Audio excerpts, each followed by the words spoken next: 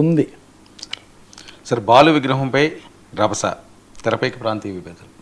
ఇది కూడా అలాంటిదే. బాలసుబ్రహ్మణ్యం గారి విగ్రహాన్ని రవీంద్ర భారతిలో పెడితే దాని మీద ఎవరో ఒకరో ఇద్దరే అనుకోండి, కానీ జాగ్రత్త పడకపోతే ఇలాంటివి బాలసుబ్రహ్మణ్యాన్ని బాలగంధర్వుడని తెలుగు వాళ్ళకి ఆయన అన్ని భాషల్లో పాడి చాలా అందరూ కూడా, అంతేకాకుండా పాడతా తీయగ లాంటి కార్యక్రమాలతో ఇంటింటా కూడా ఒకప్పుడు శంకరాభరణం వస్తే శాస్త్రీయ సంగీతం మీద పెరిగినట్టే పాడతా తీయగ ద్వారా ఎంతోమంది ఆ తర్వాత అనేక కార్యక్రమాలు అలా వచ్చాయి. బాలసుబ్రహ్మణ్యం పాట వినని పాడని వాళ్ళు ఎవరు ఉంటారు? అందరూ ప్రేమిస్తారు. ఆయన నటుడుగా కూడా ఉన్నాడు. కళాకారులకు వీళ్ళందరికీ కూడా ప్రాంతీయ లేకపోతే రాష్ట్రాల సరిహద్దులు ఆ మాట ఉంటాయా? వాళ్ళని ఇదివరకు ఆయన చాలా కాలం మద్రాసులో ఉన్నారు వీళ్ళంతా. నిజానికి వాళ్ళు ఆంధ్రప్రదేశ్లోనూ లేరు, ఉమ్మడి రాష్ట్రంలో కూడా లేరు ఆ మాటకు వస్తే.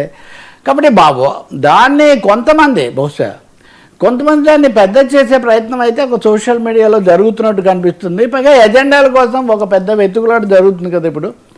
ఏపీలో ఒక విధంగా, తెలంగాణలో ఒక విధంగా, ఈ రెండింటి మధ్యలో ఒక విధంగా. సో దురదృష్టకరం ఇది. బాలసుబ్రహ్మణ్యం విగ్రహం మీద బాలసుబ్రహ్మణ్యం పాట వినని తెలుగువాడు ఉండడు.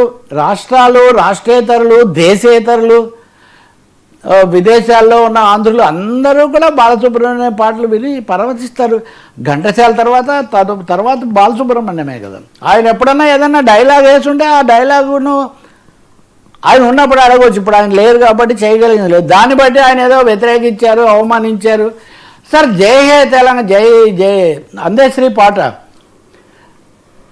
జనని జయకేతనం పాట, అదే కీరవాణి పాట ఏంటి అని అదే నిలబడలేదు.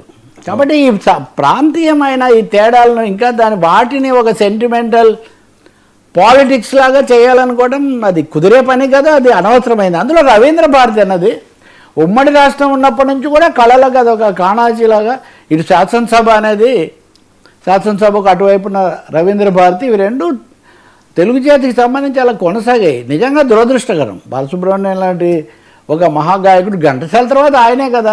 అందరూ ఎంతోమంది ఆయన స్ఫూర్తితో తయారయ్యారు. ఆయన అందరిని అనుకరించారు. ఆయన ఎంతోమంది అనుసరిస్తూ ఉన్నారు. కాబట్టి ఇది ఏమాత్రం ఊహించని ఒక అనూహ్యమైన విషయం.